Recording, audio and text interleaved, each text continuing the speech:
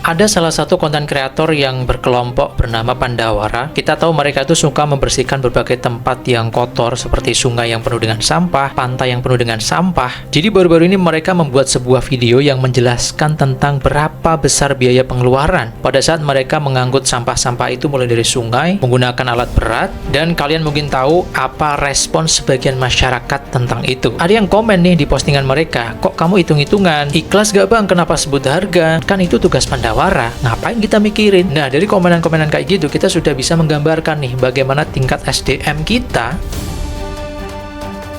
Nah, masalah sampah di Indonesia ini merupakan isu yang sangat kompleks dan menantang ya. Banyak masyarakat yang belum memiliki kesadaran penuh tentang pentingnya menjaga kebersihan lingkungan. Kebiasaan membuang sampah sembarangan masih sering ditemui di tempat umum, jalan raya, bahkan di sungai. Fenomena ini menunjukkan rendahnya kesadaran akan pentingnya kebersihan dan dampaknya terhadap lingkungan.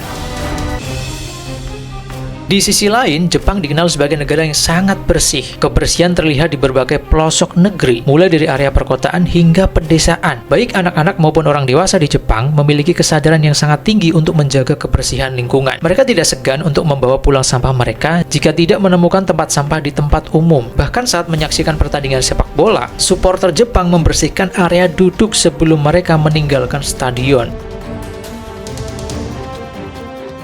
Perbedaan mencolok dalam hal kebersihan antara Indonesia dan Jepang tidak terjadi begitu saja. Ada beberapa faktor yang mempengaruhi hal ini. Yang pertama, pendidikan sejak dini. Di Jepang, pendidikan tentang kebersihan dimulai sejak usia dini. Anak-anak diajarkan untuk membersihkan lingkungan, mencuci piring, menyapu, dan merapikan barang-barang mereka sendiri. Mereka juga diajarkan bahwa sampah adalah tanggung jawab masing-masing individu. Jika tidak menemukan tempat sampah di tempat umum, mereka akan membawa sampah tersebut pulang untuk dibuang dengan benar. Kebiasaan ini ditanamkan melalui kegiatan rutin di sekolah, seperti Osoji Time, di mana siswa membersihkan ruang kelas dan area sekolah lainnya setiap hari. Kedua, budaya dan nilai sosial. Budaya Jepang sangat menekankan pentingnya kebersihan. Ajaran Shinto misalnya, yang merupakan salah satu agama utama di Jepang, menempatkan kebersihan sebagai bagian penting dari kehidupan spiritual. Konsep kegare atau ketidakmurnian dalam ajaran Shinto mengajarkan bahwa menjaga kebersihan adalah cara untuk menghindari nasib buruk dan menjaga harmoni dengan alam. Ketiga, sistem pengelolaan sampah yang ketat.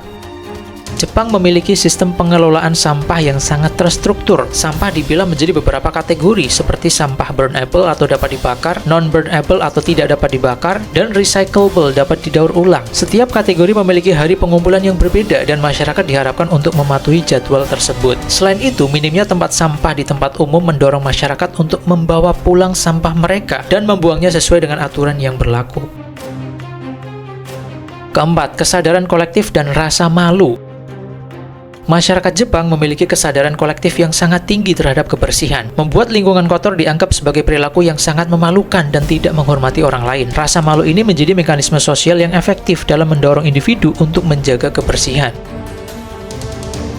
Nah, di Indonesia, meskipun pendidikan tentang kebersihan sudah diberikan sejak di bangku sekolah, tetapi implementasinya seringkali tidak konsisten. Anak-anak diajarkan untuk membedakan antara sampah organik dan anorganik. Namun, penerapan di rumah dan di lingkungan sekitar terkadang kurang mendukung. Nah, bayangin aja misalnya anak-anak sekolah diajarin kebersihan di sekolah, tapi ketika pulang di rumah, orang tua mereka justru mengajarkan hal-hal yang sebaliknya. Tidak bisa menjaga kebersihan dan buang sampah sembarangan. Karena mungkin sebagian orang tua pada masa dulunya, pada masa kecilnya, belum mendapatkan edukasi tentang kebersihan sampah. Jadi pada saat ini ya nular kepada anaknya. Selain itu, kurangnya fasilitas pengelolaan sampah yang memadai dan minimnya penegakan hukum terhadap pelanggaran kebersihan menjadi tantangan tersendiri.